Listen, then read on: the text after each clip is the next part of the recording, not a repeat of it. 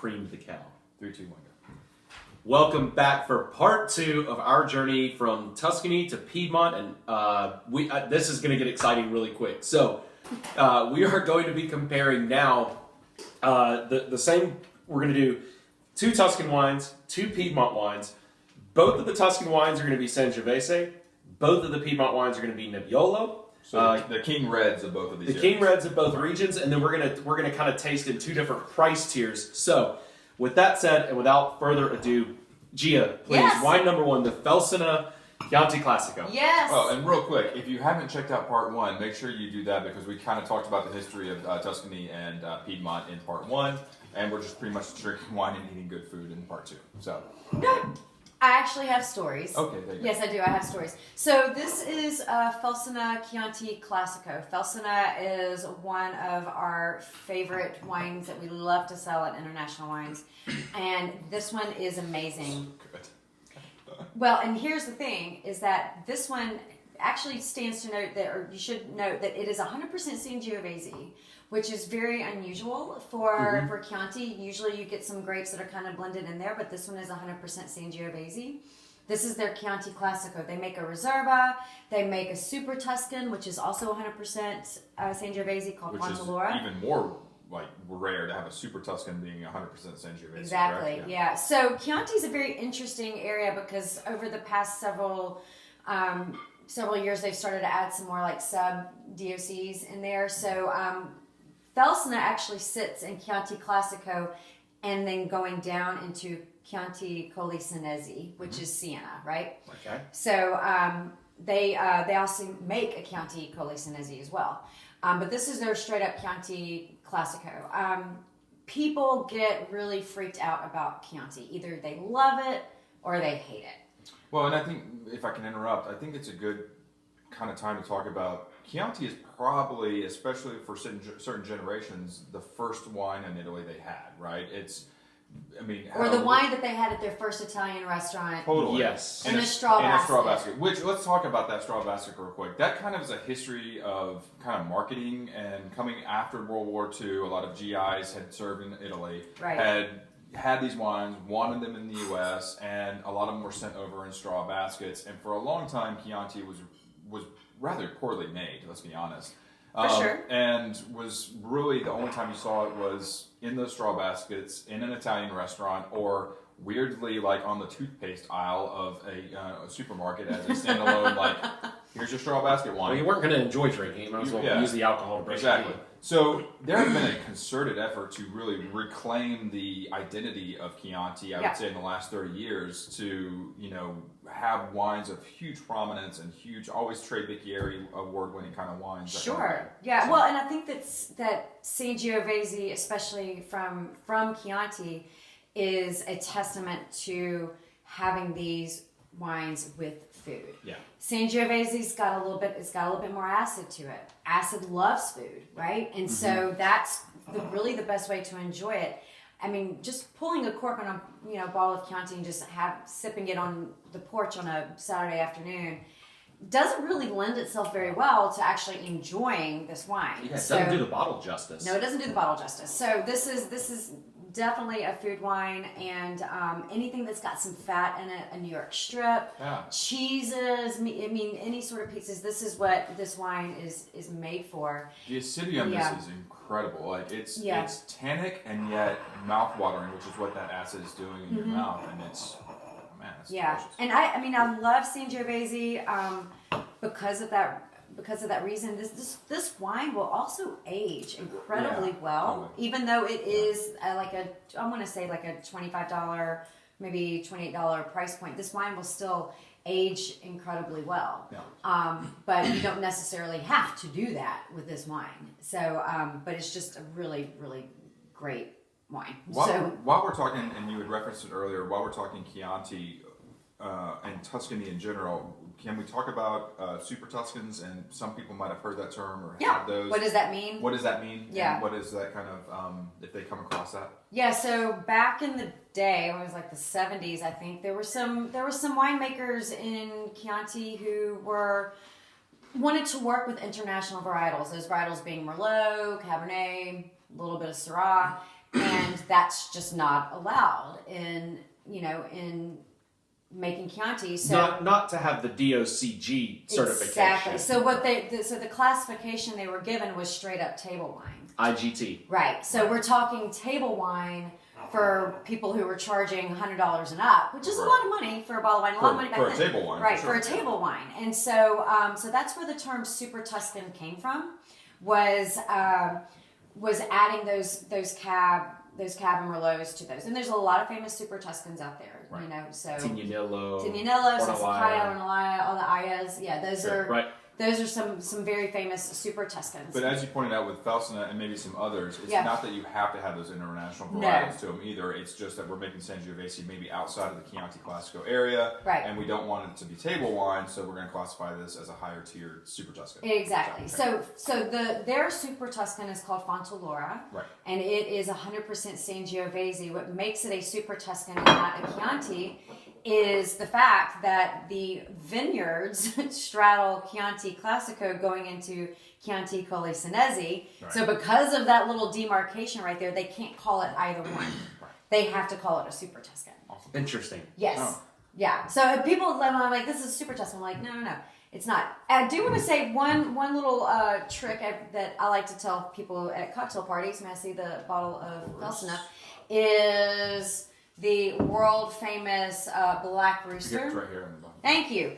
This Black Rooster that you see on a bottle of Chianti, do you know why this Black Rooster is there and how it got? No, and is it only in Chianti or is it for Italy in general? I always forget. Just in Chianti. Yeah. Okay. So I've heard stories. So and I'm gonna probably butcher the story just a little bit, but the gist of it was, I think, is the Romans and the maybe it was the Florentines and the Tuscans who were trying to claim land. And so the idea was that they would race horses from Siena to Florence, and whoever claimed the most land as soon as they met by dawn or something like that got more land horseback. So going as the crow wakes up in the morning, cock-a-doodle-doo, what one of the stories I've heard was that the Tuscans actually put the rooster in in a bag, and so he was very confused and didn't know what time it was. So he started doing his cock-a-doodle-doo a little early. So that's why they took off faster and they got more land. So yeah, that's kind of where the Black Rooster that's awesome. comes from. Yeah. So what does this symbol on a bottle of Chianti designate for that bottle though? Is that it has followed all of the DOCG. Right. So it's a mark of like certification of quality. Yes. Denominazione origine controllata garantita. Which basically Good job, blue-eyed. They probably dude. Like that. That also means they probably paid their taxes. Yes, they paid their taxes. Yeah. Right. Cool. So they followed all the regulations. So next we're gonna go back up north. We're gonna go to Piedmont. To one of my favorite regions, the Langhe region. Yes. And the king and queen of Nebbiolo are up here. So I say the king and queen because it's often thought of as Barbaresco and Barolo kind of going back and forth for which one's better. But we're going to start with some Langhe Nebbiolo. Yeah, so Nebbiolo is the grape that is found in Barolo and Barbaresco. But you can also make it and not give it either one of those. It doesn't necessarily have to be from those areas. It does have to be from Piedmont, and from the Langhe region. But this is just straight up Nebbiolo that is not aged according to. There's several reasons you can have a Langhe Nebbiolo. You can have a Langhe Nebbiolo if you don't age it as long as the requirements for a Barolo or Barbaresco. Right. It might come from different areas. Right. Exactly. So this is from Produttori del Barbaresco, which is a phenomenal. And we should talk about Produttori. It is a negotiation. No, it's not a negotiation. It's a co-op. It's a co-op. Yeah. Which is basically a bunch of farmers agreeing to a certain set of standards, bringing their wine together and making them. As you can imagine, if there's a large co-op in any country, it doesn't matter, Italy, Spain, France, it's probably going to be hard for everybody to agree on what something is. And so when you have successful co-ops, they really stand out because it's like you're getting great grapes from multiple farmers and there's a consistent message going into the wine. And they're one of the oldest and most successful co-ops still operating. In fact, I think that they just recently maybe added 3 more farmers into the mix, and they've been around since the 1870s. That's nuts. Yeah, and Absolutely so nuts. and to that point, everybody manages their fruit, manages their vineyards, and when it comes time to take all the grapes to the winery, everybody's paid the same in a co-op, and so if Farmer Sarton isn't taking care, very well of his vineyards that year, guess who's going to feel that pain is Farmer Jones. Right. So everybody's in it to win it, for lack of a better Yeah, term. everybody's there's doing the best some they can. social, Yeah. and cultural, like, hey, do your part, so that there's a little bit of stigma if you're not doing your part too. That is like the ultimate. That is the embodiment, the absolute embodiment of the phrase "rising tide raise all ships." Right? I mean, that's exactly it. It's and the producer known for their Barbaresco cruise, the different vineyards and all that. I mean, it's almost a shame to say that this is their entry tier wine. Well, it is. This is their entry tier wine. This would be around $25 to $30, right? Yeah, it's not very expensive. But this is a steal, and specifically to this bottle of wine, though, and correct me if I'm wrong, while this is a Longa Nebbiolo, they get all of this from Barolo vineyards, correct? It's like Barbaresco vineyards. So this is declassified Barbaresco for the most part. for half the price. Yeah. I mean, that's So why then? Because Prototori does make a Barbaresco. Barbaresco. Yeah. Lots of them, yeah. And they make the cruise, and they also have a Barbaresco. Why is this not Barbaresco then? Again, if you start looking at real estate, Right. making a Barbaresco can get expensive. Those are very important vineyards, and you have to age. You have to age Barbaresco for 4 years, right? Okay, so this maybe is just not seeing as much time in the oak. Right. Okay. This is cash flow, right? Yeah. This is a Yeah. sleeper. This is It's so a great good. wine. So I think a good way to think about wines like this is that maybe that, like, again, that's why I almost think it's a shame to say entry tier, because it's maybe not that they're inferior, it's that these are the vineyard or the sites, the plots, the vineyards, whatever, that maybe the winemakers say, you know what, these are going to be a little more showy, younger. We don't need to age them as long in oak. They don't need to soften up as much. They're a little more approachable. So let's offer that so that you don't have to sit on a bottle in your cellar for 10, 15 years before it's even. Well, it's also a good quaffable. way of getting people introduced to the winery or the co-op without having to invest in the higher tiered Barbarescos when you're not ready for that yet. This is a great way to kind of start out. No, that's a great point. I feel like this is if you want to talk to somebody about Barolo or Barbaresco, but they're hard to sway on the price point, that's a fantastic idea. Sure. Get them a bottle of Longa Nebbiolo, open it up with some food. Yeah. Right now I'm thinking with this wine, give me roasted meat, Lamb. I just want braised meat over risotto, and like I'm done. Like we're calling it quits. I'm out. Or Vitello Tonato. Or Vitello. I'm not ready for that quite yet. Yes, give me all the tuna sauce. Thank you, Gia. For those who can't remember, that is a tuna and what? Veal. Veal from part one that we didn't need, but Can we just take a moment and thank the Piedmontese people for the original surf and turf? Okay. let's just do Pretty that. much. So Back to Tuscany. This is our last Tuscan wine. We are in Brunello. We're in Montalcino. Brunello is the local name for Sangiovese in Montalcino. It also goes by Brunello, means the little brown one. Okay. That's what the little berries look like. Is a little brown one. Wow. It's also known as Sangioveto or Sangiovese Grosso. But this is, for all intents and purposes, this is Sangiovese coming from the Montalcino region. So, and what a difference between the Sangiovese that we're seeing in Chianti versus Brunello. And I know that sometimes has to do with the oak regiment or, terroir, of course, but I mean, different yet similar. And that's what I love is you could have a complete Sangiovese-based wine dinner from different areas of Tuscany. Sure. And be able to highlight a lot of different flavors. It's really cool. Yeah, it's very interesting. So this is La Poderina is the name of the winery. And, again, these are the wines that you do want to age, that you do want to let them lie down for a little bit. And this is a 2015, let's say that, Yeah. for what we're tasting, which is young, but still showing really well still. Yeah, it is. And actually, this is the 2016 is actually the current vintage that has been released right now for Brunello, Brunello de Montalcino. So this is just a vintage behind, but they have to age for 4 years before they're released into the market. Yeah, so That's very important to touch on real quick because I feel like a lot of people will go to a store and they'll see an older vintage red, especially if they're just getting into something, especially when we talk about like Italian wines because of those aging requirements, or Spain's another great example. Right.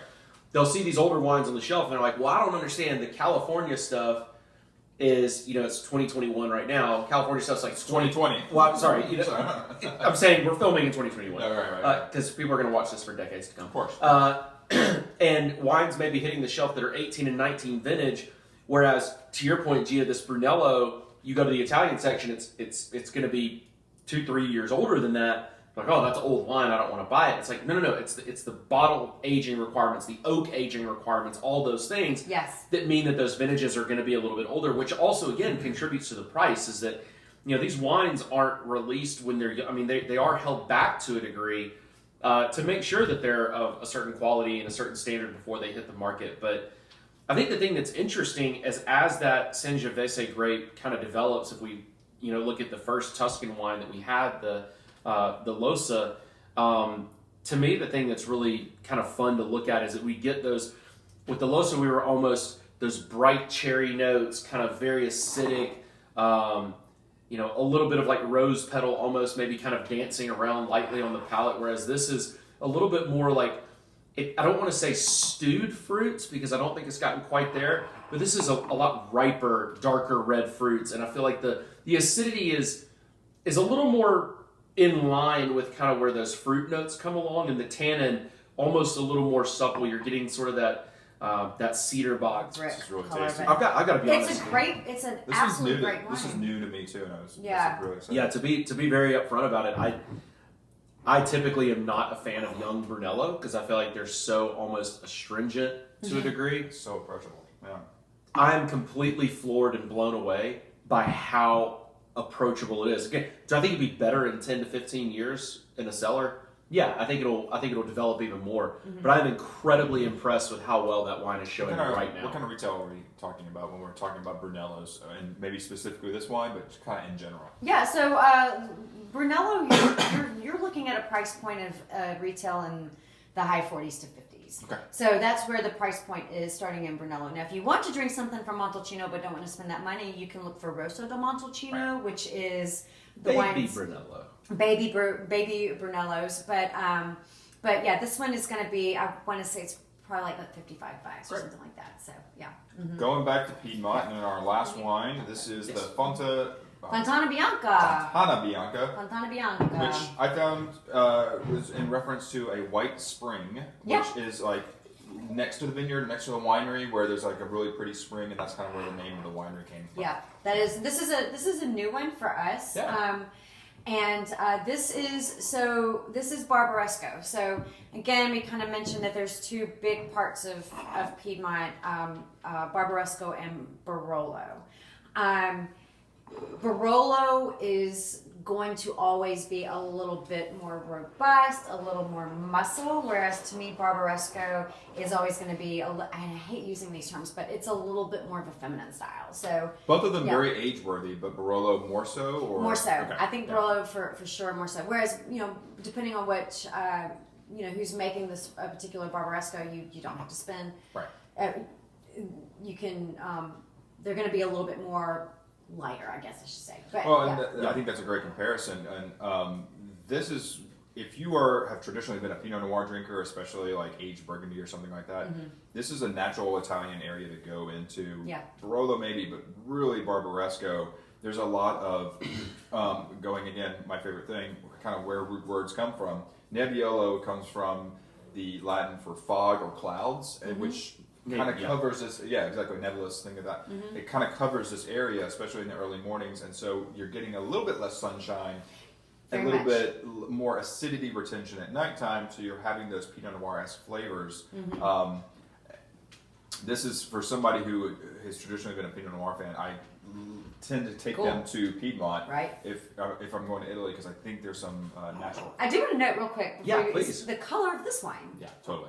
Like we've got this really kind of a little bit of it's almost see-through. It's see-through. Yeah. Right. And that's why I think the comparison to Pinot Noir, and even with the Sangioveses that we've seen today, there's a, I think sometimes people think that Italian reds are big and robust, and they can be. But there are a lot of lighter style varietals, not just from Tuscany or Piedmont, but even in the Alto Adige and some other places in the Molise, for instance. So there's a variety of different, obviously, grapes from Italy that you can find your right style. Yeah. Well, and I think like the thing I love about these wines for me, like I love Piedmont. I think today I've discovered a newfound love for the Chianti wines and stuff, which is great. Yeah. But I need to drink more of them. they're like this is the perfect time of year. I mean, we're getting into fall, and like for grilling meat and like roasting meat and braising things and all this kind of pot roast and stew. Even just like we're here. These are the for, wines. Yeah. Right, doing some. Yeah, I mean, braising season is upon us, and these are wines that are perfect for that. So. And root vegetables, I think, kind of when we think fall kind of vegetables. I think these are kind of the ones. Yeah. AKA, you mean everything that people have to eat on a Thanksgiving and Christmas dinner? Yes. So put down the.